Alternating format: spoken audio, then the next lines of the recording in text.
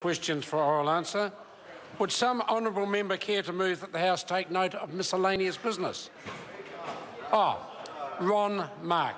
Thank you, Mr Speaker. I so move. Mr Speaker, you always know when a government is in trouble and when their polling statistics and their polling trends are giving them cause for worry. And that, Mr Speaker, is happening right now. I mean, this government is looking at a flag referendum, what was going to be the legacy of John Key going, well, turning upside down is a bit, it's just, that phrase was in my mouth, I stopped it in time. Going down the gurgler, Mr Speaker. We know for a fact that there's a bit of shock behind the National Party scenes because for the first time they're seeing reports that the Prime Minister is hated. Hated. He's never had to deal with that. Not only is it hurting him personally, but it's hurting those who sit behind him and further in the back benches because they're worried about their chances of re-election. The other thing that's concerning them, Mr Speaker, is the rise of Winston Peters in New Zealand First and the trend that their pollsters have already noted that the wider media have not yet seen. And it's concerning them. They're not worried that the Labor Party's going nowhere, but they are worried about New Zealand First. So what happens? Then New Zealand First, the last week before the resets, starts asking questions about gangs, about the number of gang people in houses, and raises questions about police resourcing and about gangs moving into areas where the police resources have dropped, where police stations have closed. And what did the government's answer? It's not happening. It's not a concern.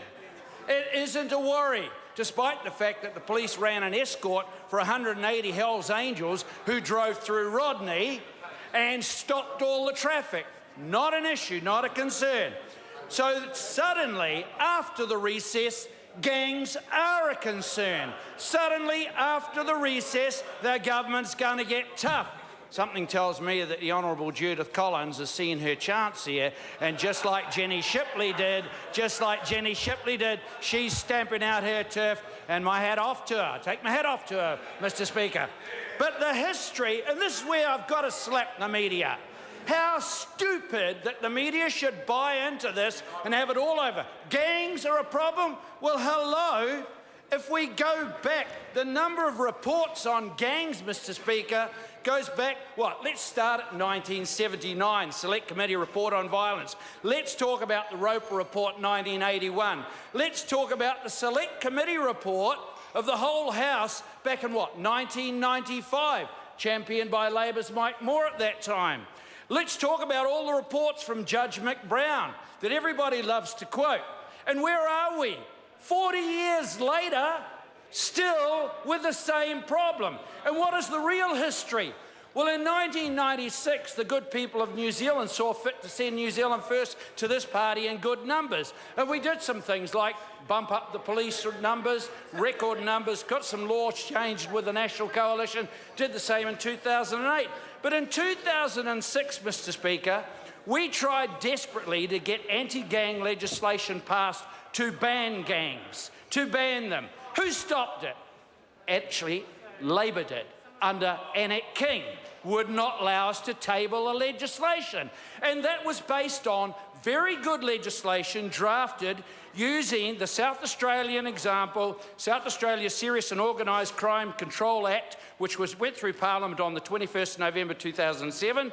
We used the Suppression of Terrorism Act as a model, and we incorporated that, and we used the US Congress's Racketeer, Influenced and Corrupt Organisations Act. We put all that. Who stopped us at every turn? National and Labor. Who is now trumpeting that they're going to be the salvation and the saviours of the New Zealand public from organised crime? Well, National. I say this, Mr Speaker, back in 2009, Simon Power did do something, and he passed some legislation through this House. And we saw a private bill go through another National Party member on gang in Sydney and the banning of it around. But back in 2008, the National Party was chastising the Labor Party for having gangs and housing New Zealand houses, and today the same thing, 2015, is happening again. Mr Speaker, this would be ludicrous if it wasn't so tragic. This would be a comedy if it wasn't so sad. The fact is that both these parties are the same. They will do nothing at all to ban gangs in New Zealand. The question is that the motion be agreed to. The Honourable Judith Collins. Oh, Mr.